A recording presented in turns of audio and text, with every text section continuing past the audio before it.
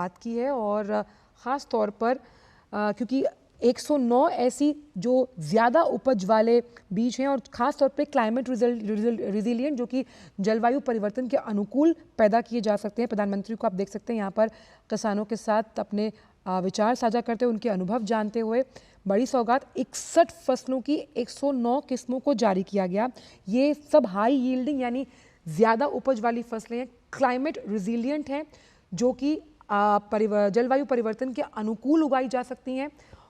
इस लिहाज से राष्ट्र के अन्नदाता के रूप में जो किसान हैं उनको बड़ी सौगात उच्च उपज देने वाली जलवायु अनुकूल ये फसलें हैं। प्रधानमंत्री ने किसानों और वैज्ञानिकों से भी बातचीत की है। किसानी और वैज्ञानिक जो है वो साथ चलता है कि भाई किस मौसम में कौन सी फसल ज़्यादा उपज देगी।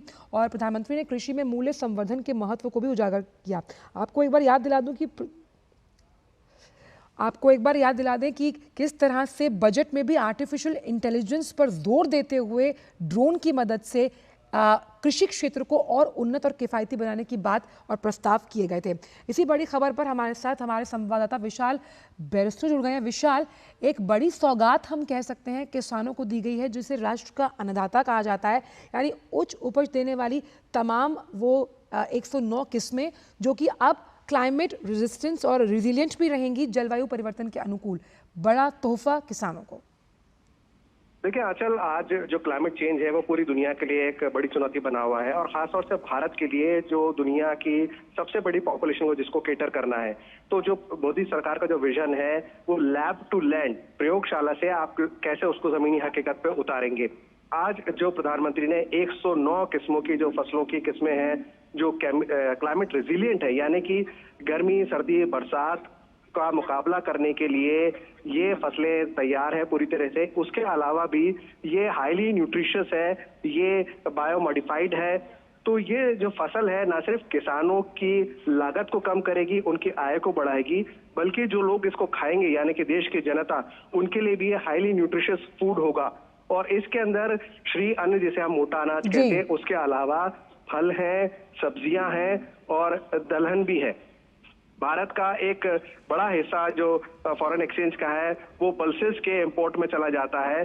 तो उसके मद्देनजर भी ये जो क्लाइमेट रेजिलियंट क्रॉप वैरायटीज हैं, ये एक भारत के लिए ना सिर्फ कारगर साबित होगी, ना सिर्फ हमारी फूड बास्केट को पूरा करेगा, लेकिन आज जो मेरी केंद्रीय कृषि मंत्री से बात हुई, उन्होंने कहा कि भारत चाहता है कि वो दुनिया की, वर्ल्ड की फूड बास्केट बने, यानी कि हम अपने लोगों को तो खिलाएं, हमारा अन्नदाता, बल्कि दुनिया की जो फूड रिक्वायरमेंट है उसको भी हम पूरा करें।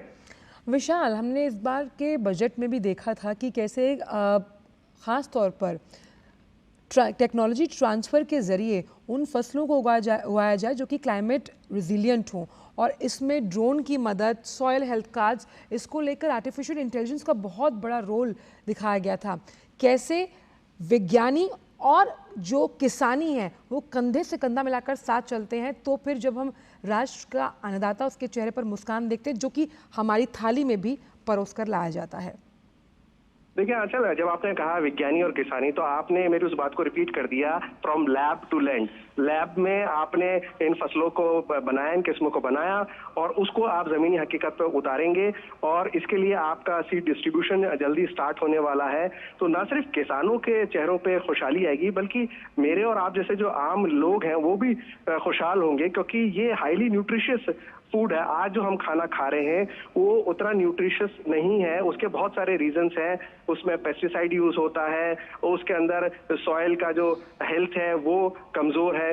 तो ना सिर्फ सॉइल हेल्थ का ख्याल रख रहे हैं पीएम का जो विजन है, बल्कि जो क्रॉप है और क्रॉप वैरायटी भी कैसी हो। आपने बहुत अच्छी फसल उगाई है, आपकी बढ़िया बम्पर फसल हुई है, लेकिन मौसम की मार, आजकल बरसात कब आ जाए, कब मौसम का मिजाज बदल जाए और कब फसलों का नुकसान हो जाए, इसमें किसानों का भी नुकसान होता है और इसके अंदर फसल भी बर्बाद होती है। लेकिन ये जो फसलें हैं न सिर्फ एक क्लाइमेट रेजिलियंट है बल्कि हाईली न्यूट्रिशियस है, इस बात पर भी ध्यान रखा गया है। तो प्रधानमंत्री ने कृषि मूल्य संवर्धन का भी जिक्र किया, उस लिहाज से किस तरह से जो तमाम उनके विचार रहे, खास तौर पर जब ये मूल्य संवर्धन होगा तो आय में तो बढ़ोतरी होगी ही होगी, साथ ही साथ आपकी